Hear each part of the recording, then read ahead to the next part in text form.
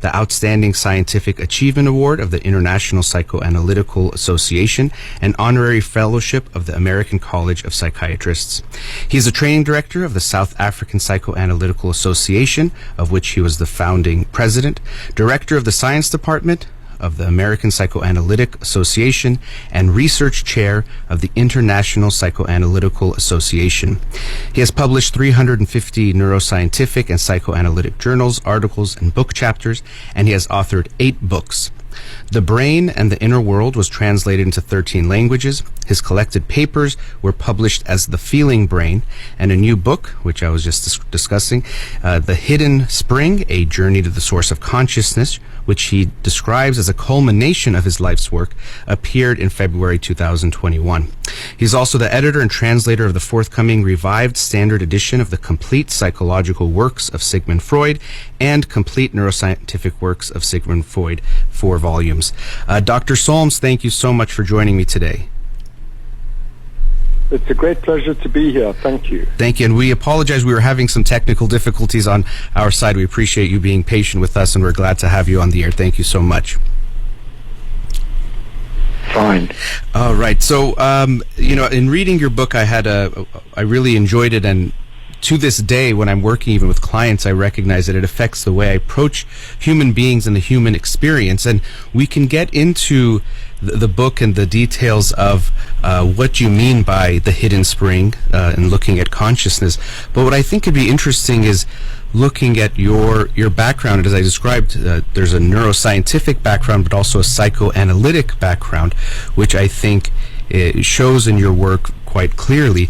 If you don't mind talking a bit about that experience of getting into neuroscience and as you describe in the book, being a little disillusioned by what you found, what was missing in that study.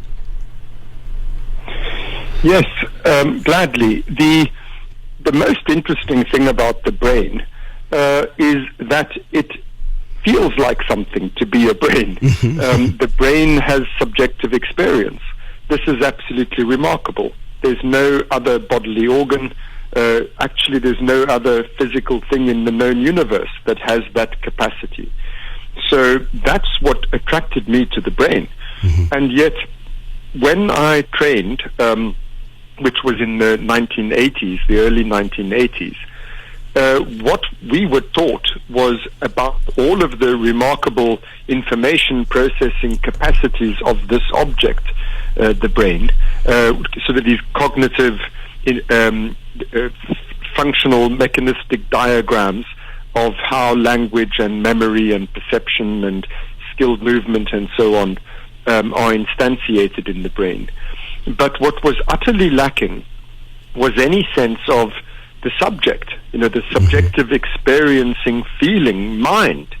And, that's the essence of what is so miraculously fascinating about the brain, is that it has subjective experiences, and that was sort of airbrushed out. And when I spoke to my professors about, these subjective felt aspects of mental life in relation to the brain, they literally advised me, you must remember this was in the 1980s, they literally advised me not to ask questions like that. They said it is bad for your career. You should ask proper scientific questions, which fitted within the paradigms of the time. Right. And so it was out of a sheer sense of frustration that I shifted to the other side, as it were. Not that I ever gave up my home in neuroscience and in neuropsychology in particular. But I thought that psychoanalysis, whatever its shortcomings may be, at least there they study the mind as lived experience. And so I thought perhaps if I can train on that side of the fence, acquire a knowledge of those concepts and those methods, and then import them into neuroscience, perhaps in this way I could overcome the really disappointing shortcomings of the neuropsychology of that time. So that's what I did. Yeah, and I think it's fascinating to hear you talk about how these different schools of thought, the psychoanalytic and the neuroscientific, especially at that time, were almost at at ends with each other, or we're not exactly the biggest fans of one another. And so in studying both and being part of both circles, I'm sure at times that was complicated, to say the least, of being parts of both of those worlds. Were there any experiences of what that was like, of people from one school of thought not being happy that you were studying the other and vice versa? Absolutely. The suspicion, to say the least, if not antagonism, cut both ways. So I was, by day, I was in the Department of Neurosurgery at the Royal London Hospital, and by night I was in the Institute of Psychoanalysis in London, and it really was a Jekyll and Hyde existence. My neuroscientific colleagues said that for me to study psychoanalysis was like an astronomer studying astrology. We just don't do that. And as I said, the antipathy cut both ways, because although I turned to psychoanalysis in order to become acquainted with the methods and concepts of a discipline that took subjectivity seriously, nevertheless, there also were and remain significant problems with psychoanalysis in terms of its failure to incorporate advances in the other mental sciences. It really has, until recently, been woefully out of touch with what we've learnt in experimental cognitive neuroscience. So I saw it as I became acquainted with psychoanalysis. I saw it as equally my task. It was not just a matter of bringing the psyche into neuropsychology, in other words, bringing the lived subject of the mind into cognitive neuroscience, but also to bring a little more scientific rigor to bear, experimental methodology to bear on psychoanalytic theories and hypotheses. Yeah, I think as is generally the case when we try to separate schools of thought, fields of knowledge or understanding, both sides hurt, but when we bring them together, that's when we actually can really learn and see things with new eyes, so to speak. And I remember myself being at UCLA in my undergraduate studies, and the ways that professors would talk about psychoanalysis and Freud was, as a joke, to kind of laugh about it, because there was this idea that research has to be done on these certain things, and we can only study these certain things, and everything else is just, quackery or just ideas, but there's nothing behind them. But what I think is fascinating in the work that you've done is actually shown that a lot of what Freud describes or discovered very much is being supported by neuroscientific research and theories, which I thought was very interesting how you wove that into the book as well. So Freud in a ways has had renaissances at different times, but I think that the work that you've described shows that there was much more to what he was saying than just these empty theories. There was really some weight behind it and some understanding. And you even quote one of his papers that he, I think, in essence, abandoned because I guess he couldn't figure it out or get to some kind of conclusion, but that you say has a lot of insights that, based on what we can now understand about the brain, make a lot of sense. Well, that's correct. I think many people don't realize that Freud was a very highly regarded neuroscientist. In the 1870s and 1880s, he was really pretty much at the forefront of his field, both as a neuroanatomist and as a neuropsychologist, although at that point that word didn't exist. But he did important work on aphasia, on the brain mechanisms of language. And then he moved on to these more complex mental functions of the kind that we study under the rubric of psychopathology. And the fact was, there just were not neuroscientific methods. There was no neuroscientific technology available for somebody to study these functions from an anatomical and physiological point of view. So it was a strategic step. It was a necessary interim step. If you wanted to study mental functions in the 1890s, then you had to use purely psychological methods to do so. As I say, I don't think many people realize that Freud was a neuroscientist who was trying to study these things neuroscientifically and only moved to purely psychological methods because there was an absence of anything else available. Now, you're right to say that, I mean, the same thing happened to me when I studied, when I was an undergraduate student. I was also told, all of these jokes and parodies about Freud and the pseudoscience of psychoanalysis and so on. It's very easy to parody serious efforts. One can do the same in reverse.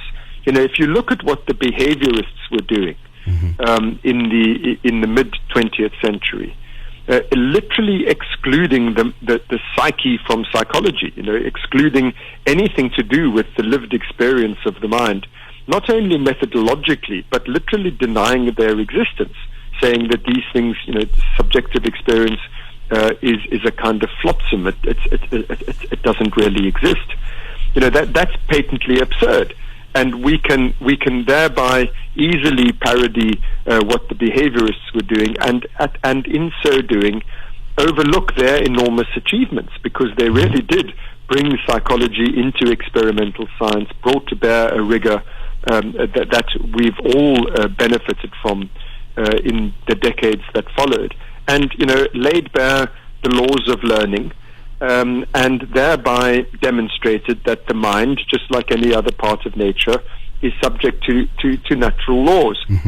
And I'm more interested in taking the best of these sincere efforts to grapple with this incredibly complicated problem of the mind, and not to discard any. I mean, we need all the help we can get when it comes to trying to solve these problems. Yeah. But I need to emphasize, Farid, for me, my own life's work has not been a matter of proving Freud right or wrong. Right. Yeah. I'm much more interested in finishing the job. I think that the questions that Freud was grappling with were the right questions for us to be asking. And I'm interested in carrying on doing the best we can to answer those questions with the tools we have available today, if you know what I mean. Yes, absolutely. And in the book, which you outline a lot of the work that you've done, you are grappling with these big questions. One of them is what's called the hard question about consciousness, which we can definitely get into. I did want to mention something when you're talking about behaviorism, and I hadn't recognized this till you brought up the point in the book. They tried to take feeling out of everything. That was, their feeling wasn't even something to talk about or look at.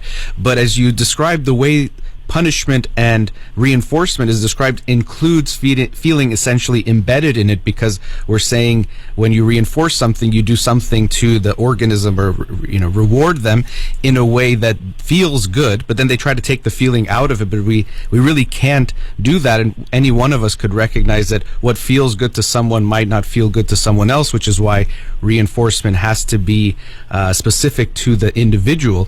But really, to try to remove feeling out of it doesn't even make sense, but they tried to. But it wasn't until I saw the way you explained it that I recognized, I never even realized that feeling was embedded in their definitions without trying to call it feeling. Yes. They use the words reward and punishment, right. Which for any sort of layperson clearly evoke feelings in our minds. What is a reward if it doesn't feel good? And what is a punishment if it doesn't feel bad? But it was precisely that the behaviorists denied. And that was because they were determined to make psychology an objective science. And objective things need to be objectively observable, externally observable. So for them, the rewards and the punishments were not something that was felt inside the subject of the mind, but rather something that existed in the stimuli that evoked if something was applied to the research participant and that increased the behavior that led to that stimulus, then they called that rewarding. And conversely, if it decreased the research subject's attraction to the stimulus, then they called it punishing. But rewarding and punishing properties were thought to reside in the stimulus, because that's the objective thing, the thing you can see.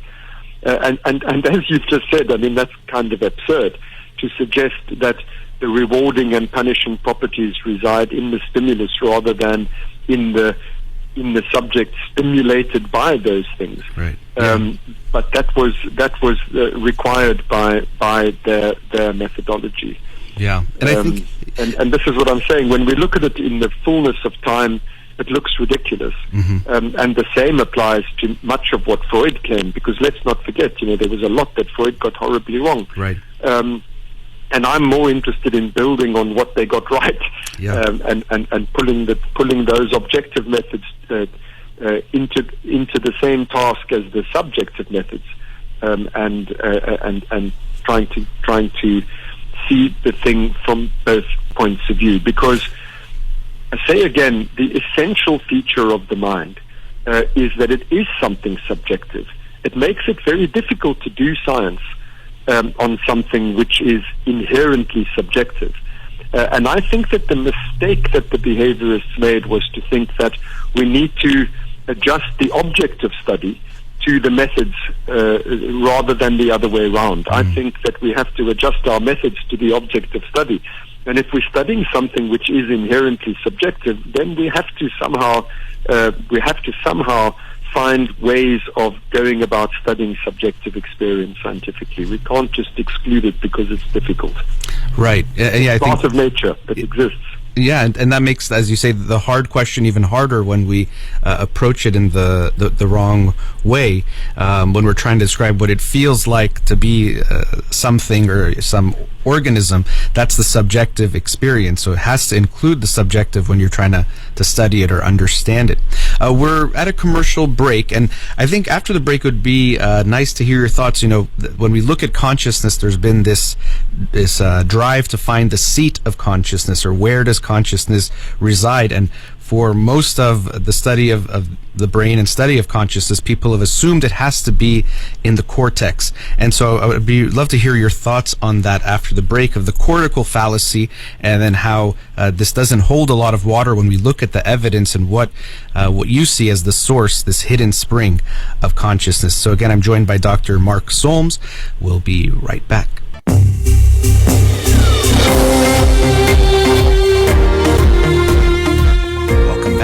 Again, joining me today is Dr. Mark Solms, author of The Hidden Spring, A Journey to the Source of Consciousness. Dr. Solms, are you still there? Yes, I'm here. All right. So as I mentioned before the break, when we're looking for the source of consciousness, for most of the study of consciousness, or especially once the brain was being studied even more, the focus was solely on the cortex, that this must be the seat of consciousness, this must be what makes us human, so to speak. And I think some issues with humans wanting to make sure we are seen as superior to other beings plays a part in this as well. But I would love to hear from you about the cortical fallacy, and how it probably misled us in our journey in looking for the source of consciousness, and what the evidence is that shows that it probably is not the seat of consciousness.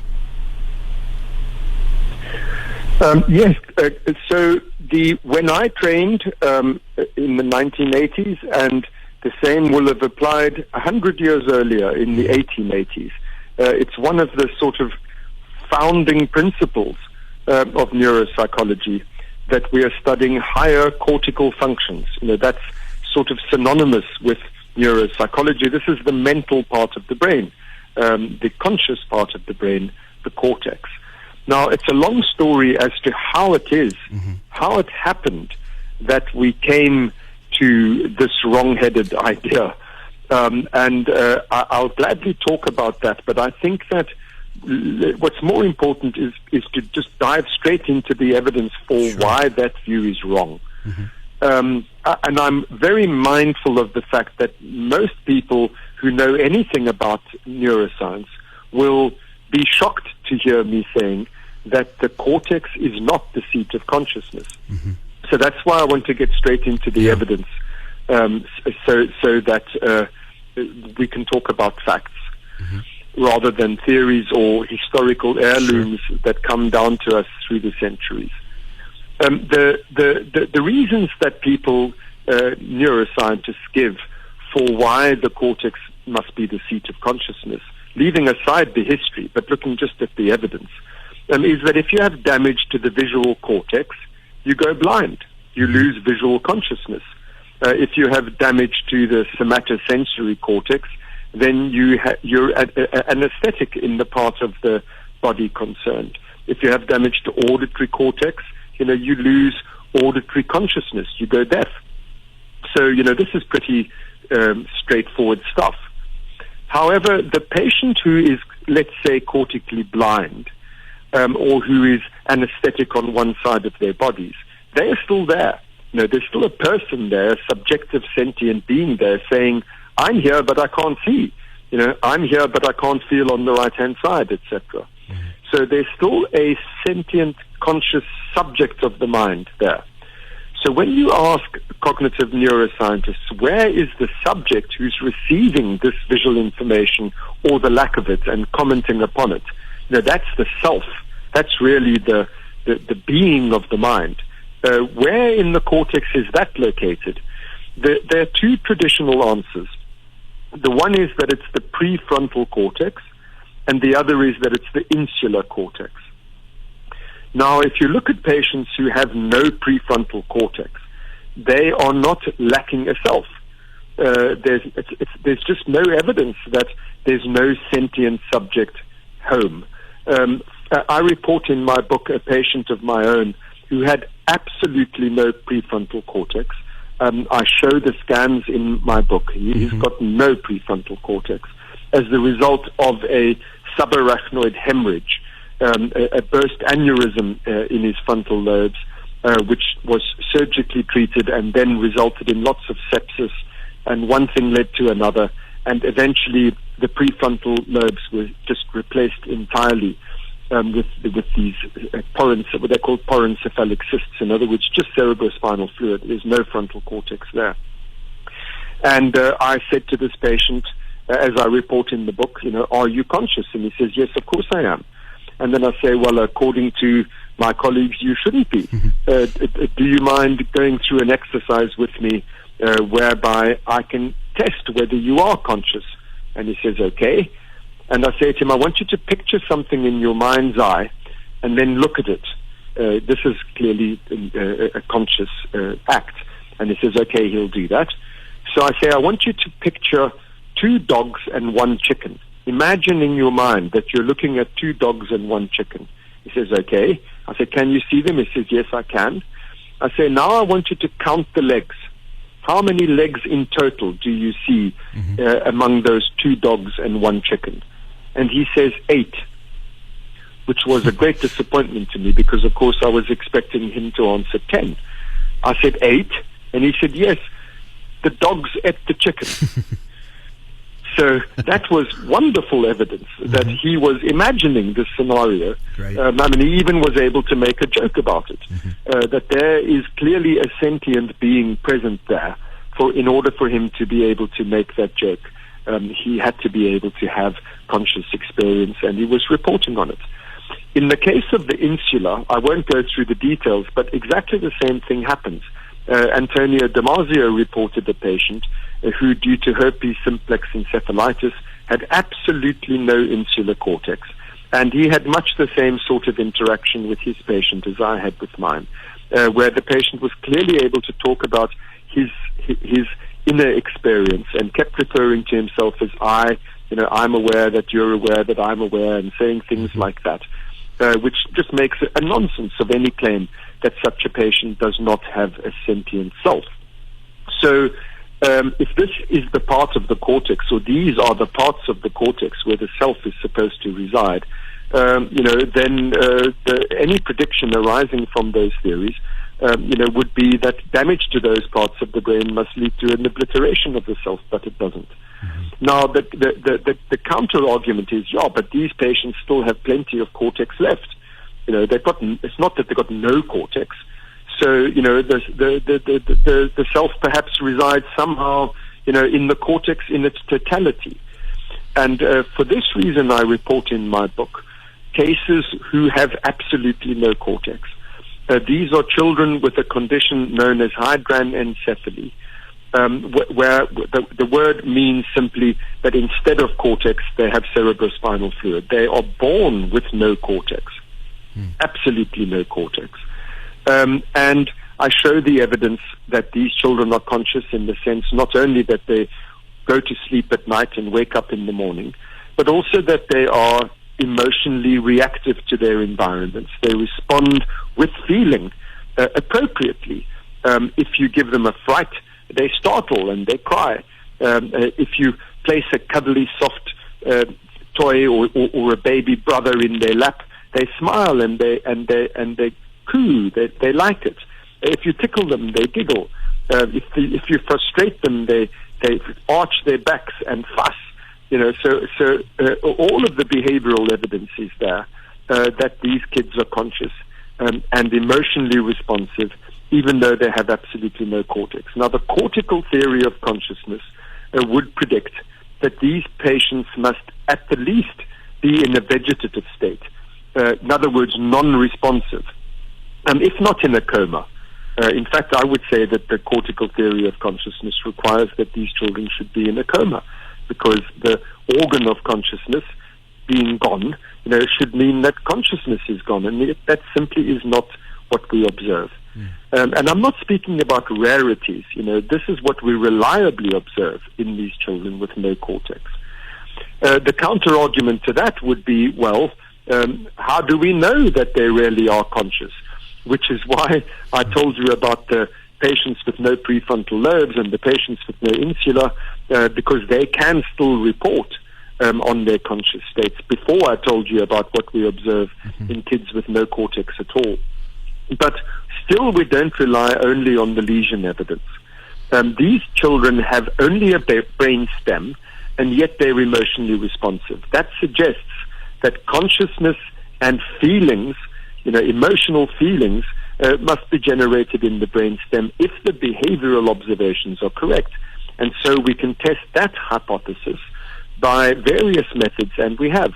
If you stimulate deep brainstem nuclei, you can generate intense emotional states in patients who have a normal, intact cortex, so they can report on what they're feeling.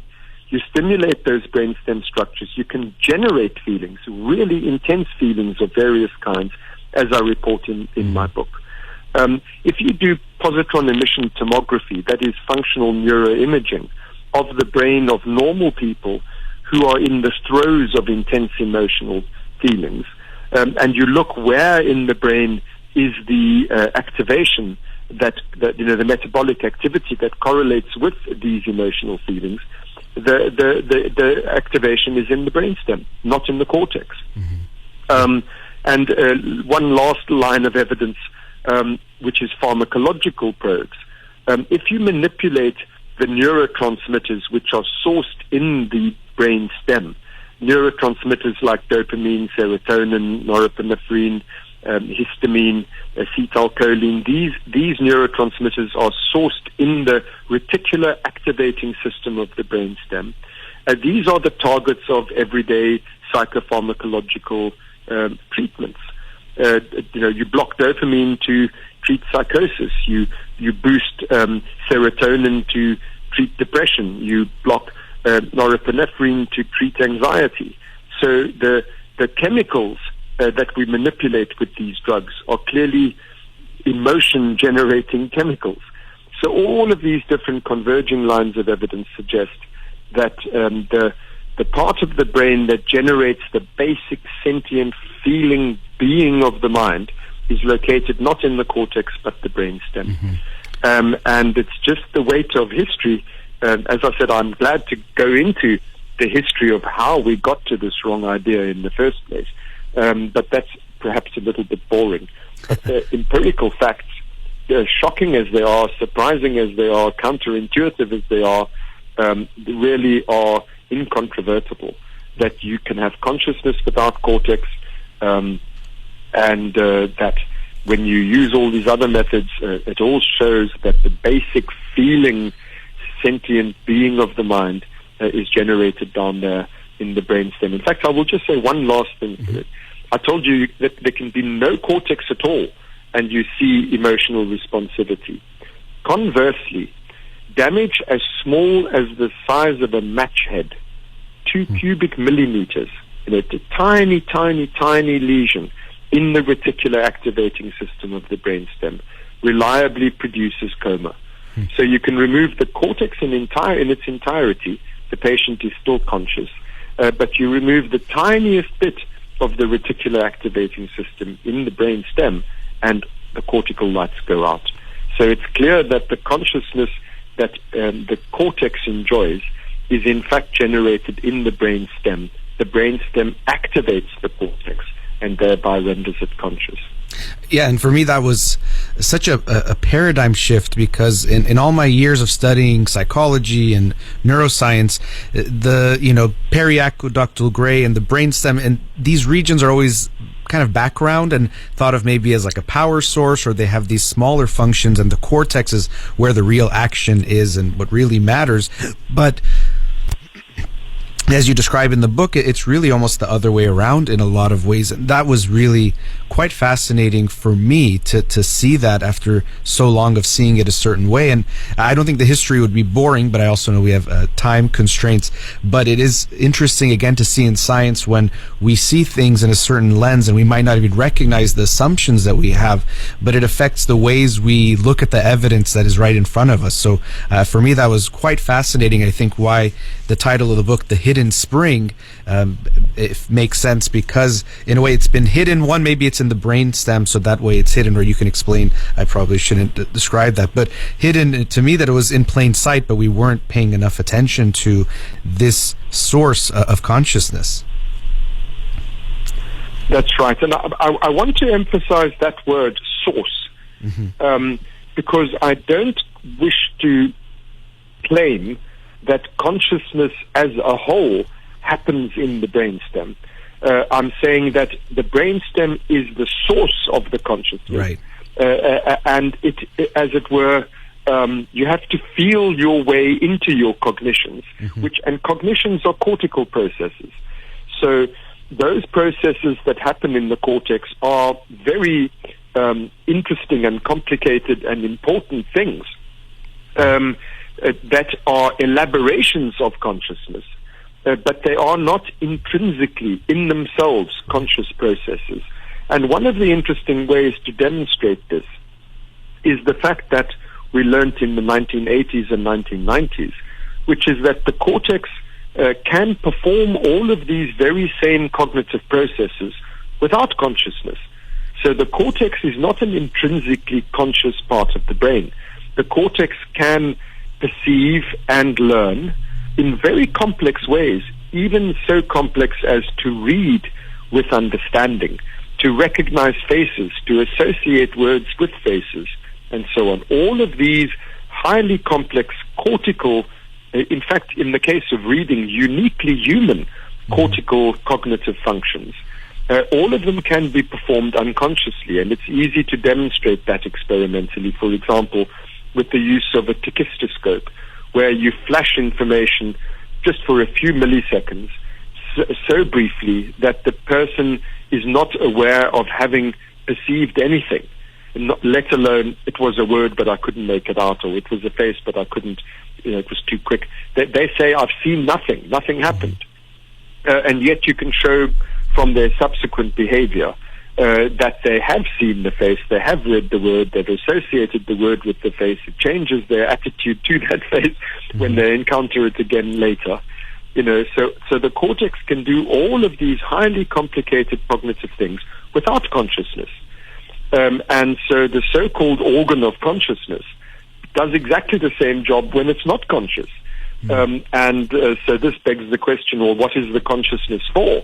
Which is exactly what led us to this famous hard problem of consciousness.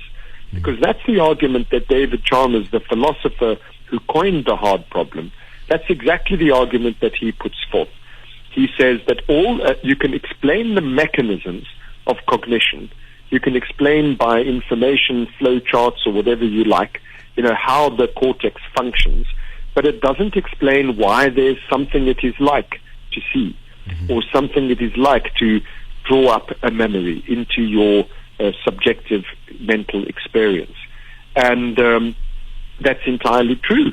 The cortex can do exactly those things. It can remember and perceive and learn and read and recognize faces and all of that without consciousness. And so studying the mechanisms whereby the cortex operates is never going to teach us why it feels like something. That does not apply to feelings. If you look at the part of the brain that generates the feelings, which is the brainstem, how can you understand the mechanism of feeling without explaining why it feels like something? Because the whole point of feelings is to generate feelings. And so I think that mistake, that error of us equating cortical cognitive functions with consciousness is also the source of this hard problem, or at least it makes the hard problem look a hell of a lot harder than it really is. Yeah, I think it's quite fascinating to see that the brainstem, and not just the brainstem, but feelings, and that's something that really is in a lot of the core of what you talk about in the book, is feelings, as you just said, and how they are, I don't want to say something that might be too bold, but in the sense of they are almost the reason for consciousness, or what makes sense as far as experience goes, of and why feelings even could exist, or why they would exist. And in the book there's really fascinating but also complex descriptions from the world of physics that apply to understanding the brain, and as you said, taking the work that others have done further to see if we can actually study it in the ways we study other sciences, what the experience is to be human. But after the break, we're at another commercial break, we could maybe talk about homeostasis and how this plays a role in this understanding of feelings and what we experience, and because I think that's a quite fascinating understanding of what it means to be our experiences like, but why we would have feelings, how we can understand the qualitative experience of feelings based on this necessity of homeostasis. So let's go to another commercial break. Again, I'm joined by Dr. Mark Solms. We'll be right back.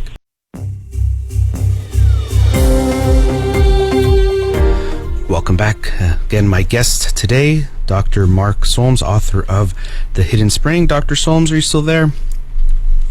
Yes. Oh, yeah. Wonderful. So, as I mentioned before the break, in understanding the significance of feelings, the concept of homeostasis comes into play, which maybe to some people we usually think of that for things like temperature and other things, which is a significant aspect of it and does play a role in it. But I was curious if you can explain that and how it fits into the theory or the information that you've brought forth in understanding the role that feelings play in consciousness.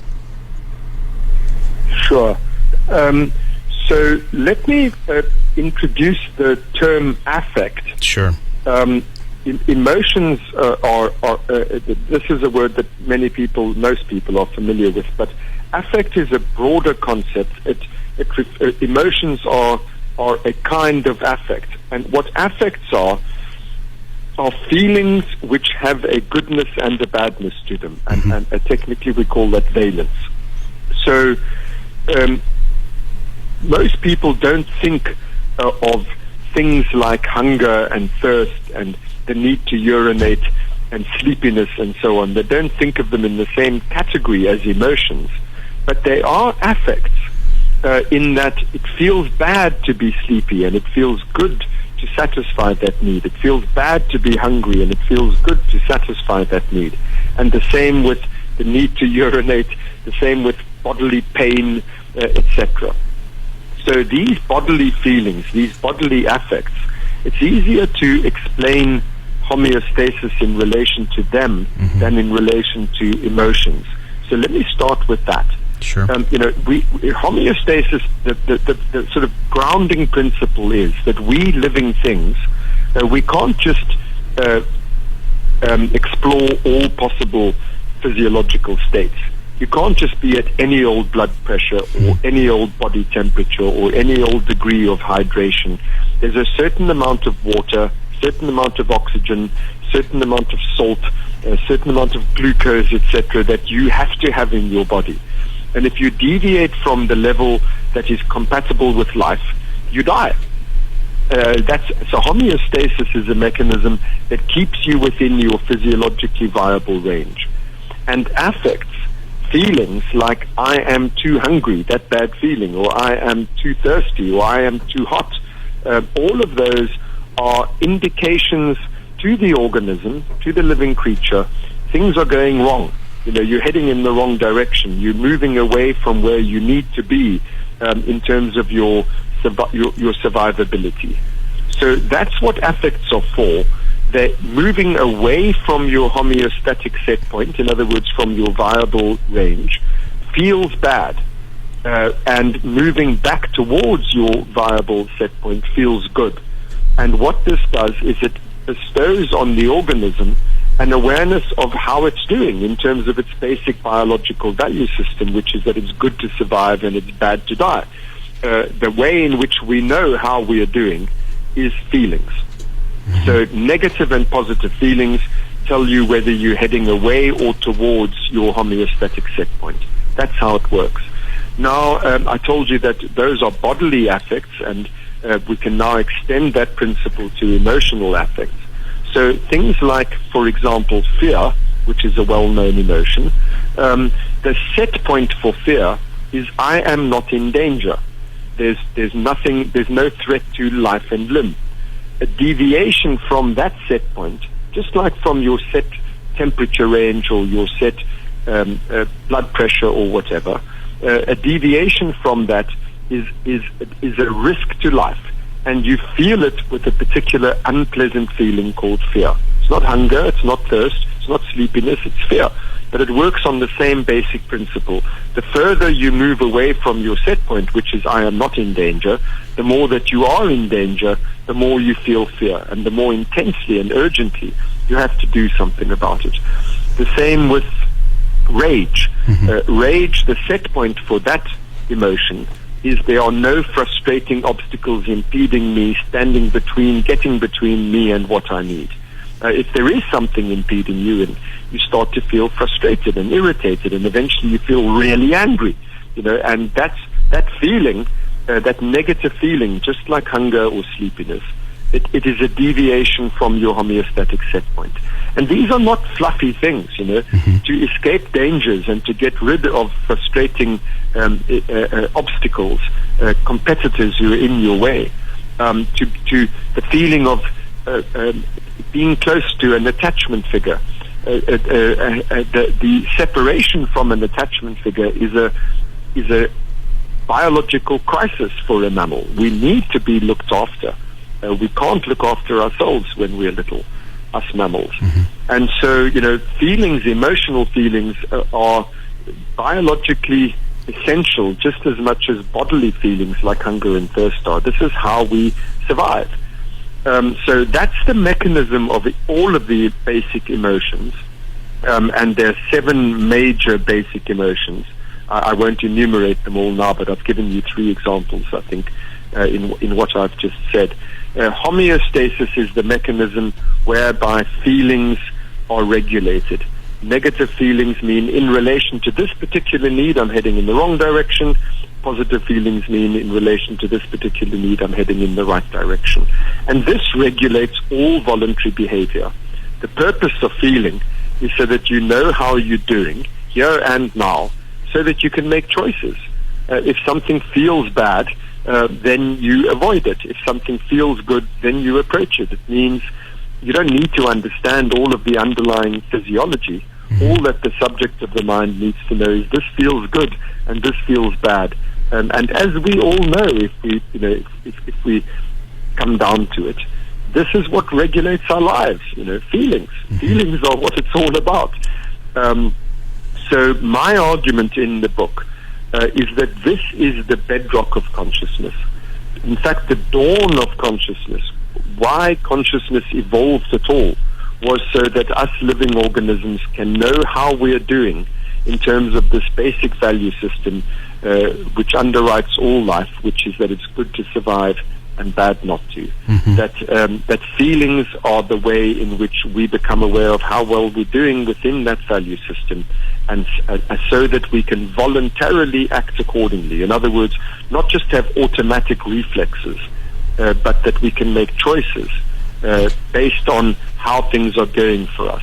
That's what feeling does, and this seems to be the very foundation of why consciousness arose at all.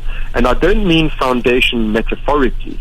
If you look at the brain anatomy, as we were talking about earlier before the commercial break, it is in the foundations of the brain, in the brain stem, the reticular activating system and periaqueductal gray.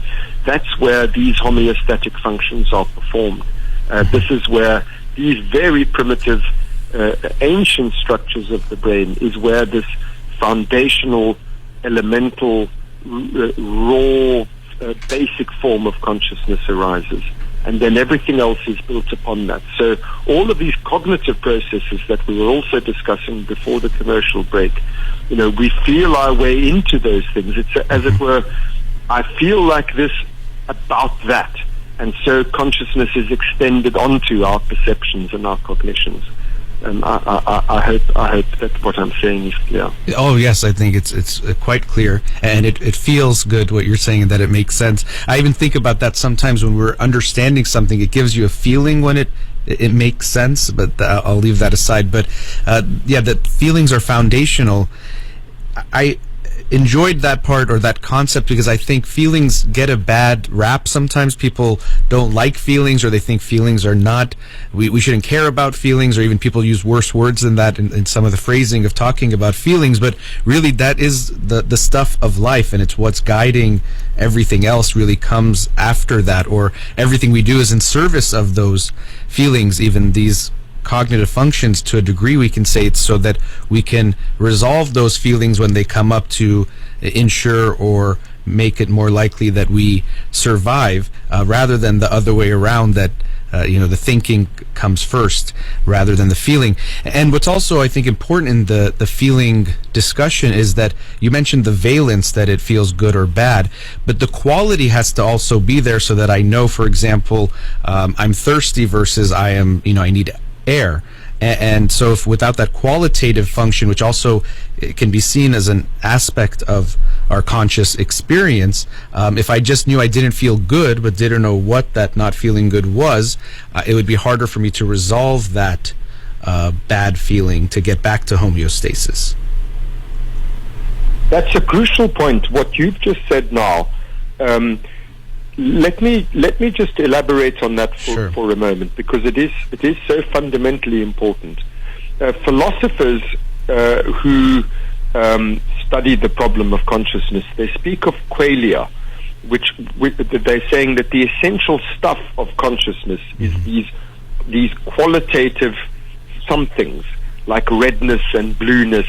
It's a quality, and these qualia are the problem that we're trying to resolve in the hard problem of consciousness. Why do these qualitative feelings arise? This non-quantitative stuff, this immaterial stuff of the mind. And what you were saying there is I believe, the route into addressing that question. You can't just say need is a continuous quantitative variable. I currently am experiencing 3 out of 10 of fear, and I'm experiencing 8 out of 10 of sleepiness. Therefore, I have a total of 11 out of 20 of total needs. If it was just quantitative, then under those circumstances, the thing to do is to sleep. You could say, okay, well, I'll reduce my total need by sleeping. Meanwhile, you might be attacked because the 3 out of 10 of fear had to do with an approaching predator. So what I'm leading up to is that each need has to be addressed in its own right. They can't all be summated to one common quantitative denominator. They need to be treated as categorical variables, as we put it in statistics. Categorical variables, as opposed to continuous variables, are distinguished qualitatively, so that feeling bad in the sense of I'm hungry, and feeling bad in the sense of I'm sleepy, as opposed to I'm anxious, as opposed to I'm angry. Each one of those points to a different need, and you need to know which one of your needs is currently being banging on the door, as it were, because you need to do very different things in order to meet those needs. They need to be distinguished from each other qualitatively. Right. And that, to my mind, it sort of requires the introduction of qualitative variables into the life of the mind.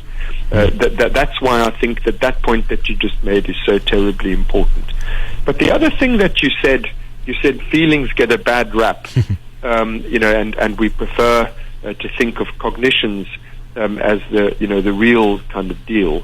I've never quite understood why that is the case. But the really paradoxical fact of the matter is that once we understand that feelings are governed by this simple mechanism that I mentioned earlier, that you mentioned earlier too, called homeostasis. The homeostasis is not something complicated. It's a fairly simple mechanism. A deviation from a set point, that's an error signal. You need to minimize that error signal, and so you need to perform work to get yourself back to the set point. That's not complicated. It's a very simple causal mechanism. Unlike cognition, which is all over the place, this is something entirely tractable by the laws of physical science. It's not hard to write an equation that describes how homeostasis works. Right. And so feeling, which gets this bad rap, turns out to be the aspect of mental life that is probably most readily reducible to physical laws. And because, as I am arguing, feelings are the foundational, elemental, sort of rudimentary form of the essential basis of all consciousness, by reducing consciousness down to this elemental form, which obeys homeostatic laws, ironically, we are able to do much harder science on consciousness than we could have if we had tried to do the same thing with cognition. Yeah, and in the book you get into that with the work you've done with, I think, Carl Friston, related to that, looking at it more actually quantitatively. But going back to what you're saying about feelings and the way they're viewed, it's funny because sometimes people will talk about, I don't care about feelings, but I care about, let's say, making money. And some of it, I wonder if it's that's more quantifiable. Of course, again, the research you're doing makes it more quantifiable, the feeling aspect. But what I always tell people is, okay, you make a lot of money, and at the end it's because it makes you feel good. Now, at first maybe there's the security it gives you, but there's something about making a lot of money that feels good to you. So you might think it has nothing to do with feelings, but at the end of it, it always is going to come back to feeling, because that's what our experience is all about. And so I think it's funny when people try to remove that, and even I wonder if some of it is also this human exceptionalism, that feeling is more basic, but then we're advanced and we think, and that's the part that makes us human. And so I'm more that way than the weaker animal side of things, when really we're just organisms like any other. I actually think I forgot whose research it was, but you said that he was accused of anthropomorphizing animals, and he said, no, I'm zoomorphizing humans, or I'm saying we're basically like all the other creatures. There's not these big distinctions we like to put between us and them. We are all a them, or all a us, rather than making that distinction. I wanted to hear your thoughts on when you talk about homeostasis, when we're talking about feelings, it made me think about when, let's say, someone is sad, or especially if a parent sees their child is sad, and so we can see they're far away from that set point of, I don't know what it would be for sadness, but they're far away from that. And parents sometimes, and we do this with ourselves, they try to rush their kid back to feeling good. And what I like about the homeostasis argument is, or the paradigm is, if you look at, let's say, temperature, if someone has hypothermia and they're really cold, you can't make them hot immediately. It's going to take some time. And so when I work with parents, at times before I thought of it in this type of way, I would say, you're kind of warming them back up to some set point or some feeling good, but we can't really rush that in some ways to get back to it. So I don't know if that, what you think about that, or if you see feelings in that way where getting back to homeostasis, it does take some time usually if we're feeling big feelings.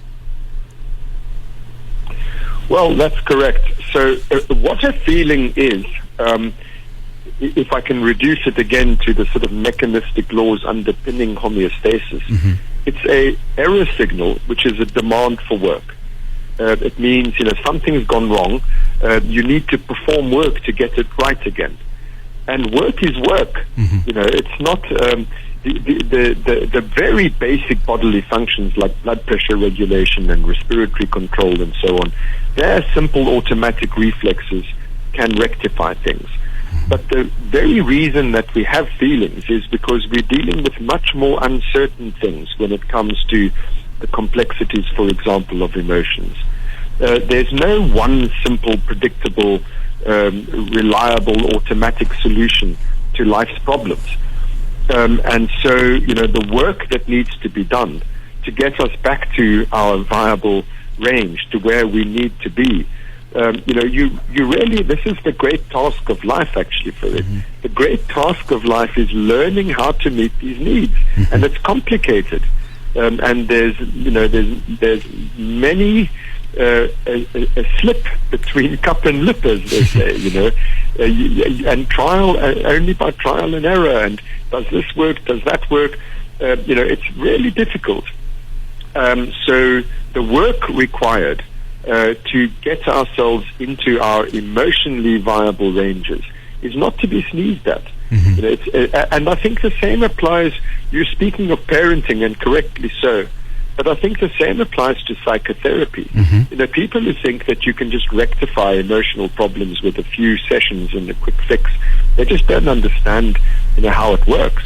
These are complicated things, and it takes time to regulate them. And one last point, we must remember it's not only each one of our feelings, our emotional needs, that have to be met.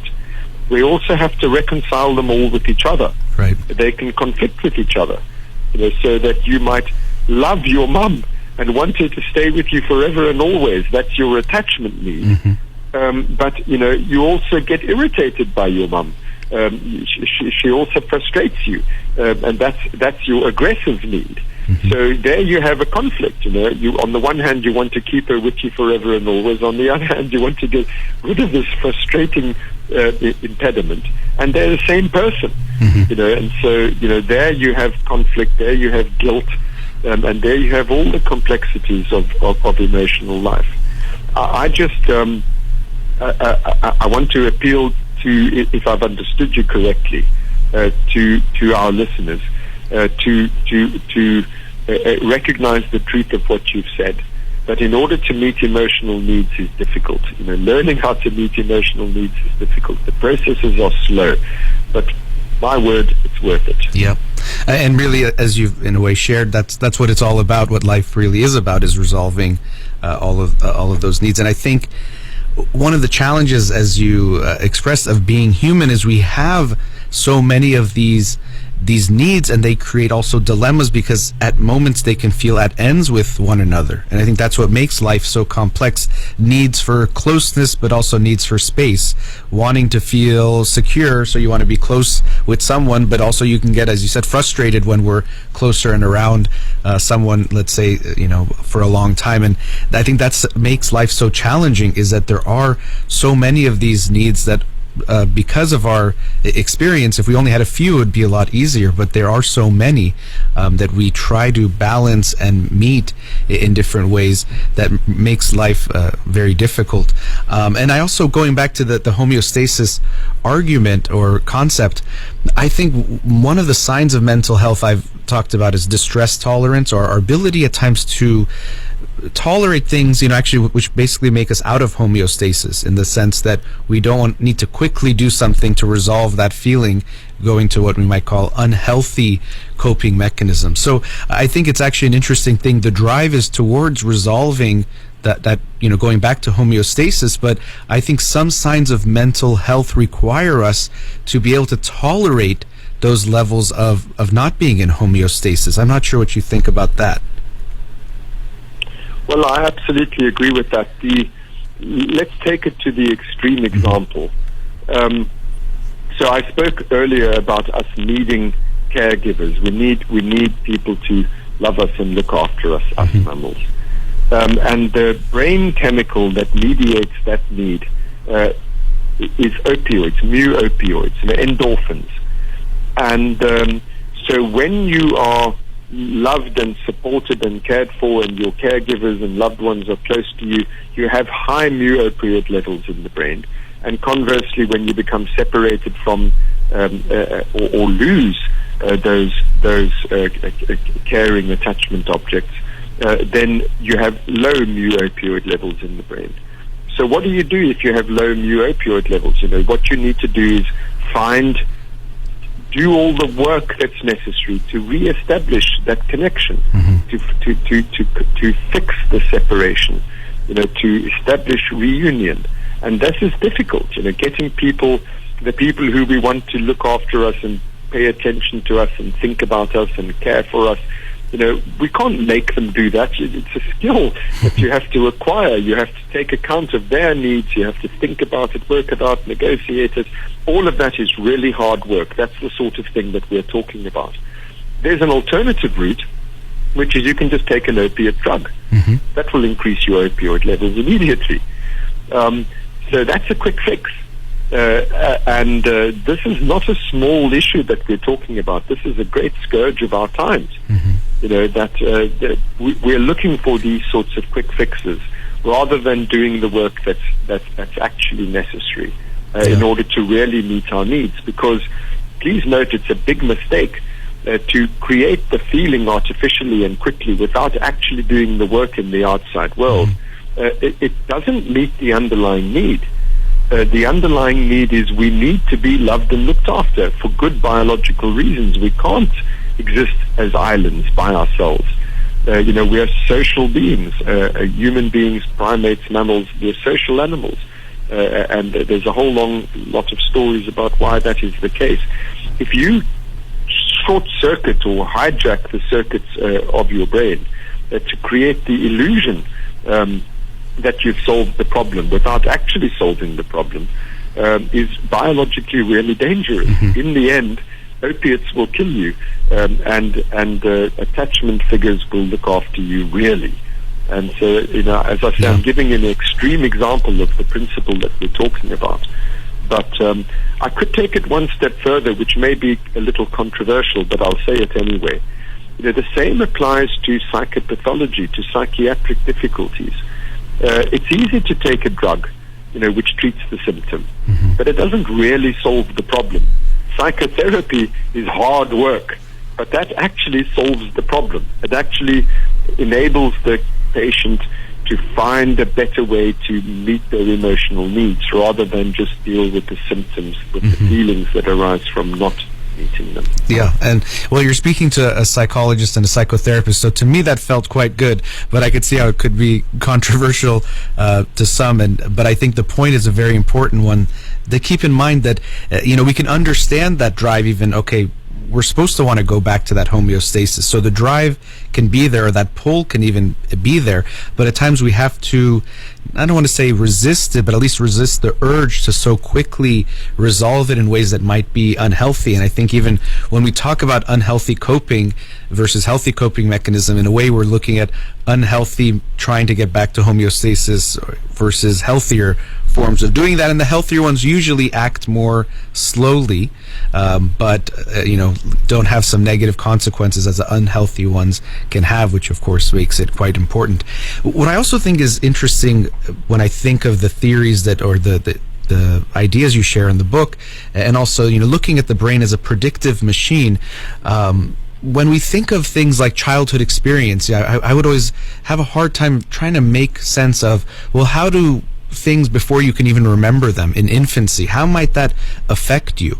But when we see that the brain is making these predictions constantly, we could see that if you, as a baby, did not get, let's say, your needs met or experience stress, those it's not quite memory, but maybe in a way it is, will be embedded in your brain physiology and how you will then respond to the world. So it can make sense that if you didn't experience that care as an infant, you might be less trusting as you get older. And so Erickson's trust versus mistrust, for example, from 0 to 1, it can make sense in this way that how would that get, if you want to call it, encoded into the brain of the infant, and they would carry that forward. To me, it made it make more sense. I hope I'm making sense in what I just said, but I'm not sure if you have any thoughts on that. Yes, I do, and you are making sense. So, let me again, for the sake of clarity, be really simple about it. We've been talking mainly about feelings, and feelings are they're symptomatic of needs. In other words, feelings mean something. Right. If you're having a bad feeling, it means there's a need that's not being met. Those needs are demands made upon the mind to perform work in the way that we've been discussing. Now, that's affect, that's feeling. The other side of the coin is cognition, is the learning how to meet those needs. That's what cognition is for. Cognition isn't just something that we have because it's nice to have it. The only reason that we need to learn to represent and learn about how the world works, all of our knowledge, everything that goes under the heading of cognition, is learning how to meet our needs in the world. Cognition is in the service of affects, as we've been discussing on and off throughout this conversation. So the bedrock of cognition is learning how to meet your needs. Now you say, maybe it's not memory as such, but it is. Memories are about the past, but they're for the future. The whole point of learning from experience is prediction. On the basis of what happened in the past, I don't need to reinvent that wheel. I now know from past experience, this is what's likely to happen if I do this, and this is what's likely to happen if I do that. So memories are fundamentally about prediction. Predicting how to meet our needs in the world. The bringing of memories to mind, the conscious reminiscing, that sort of clouds our perception of what memory really is. It's a very small fraction of the memory systems in the brain that we're actually able to bring the memory, replay it like a movie in our heads. That's a tiny portion of what our memories, how our memory systems work. The vast bulk of our memory systems are simply, as you used that phrase, prediction machines. When I'm in this state of need, that's what I do. I've learned from experience that need gets met by doing this. That's what memory is for. That's how memory works.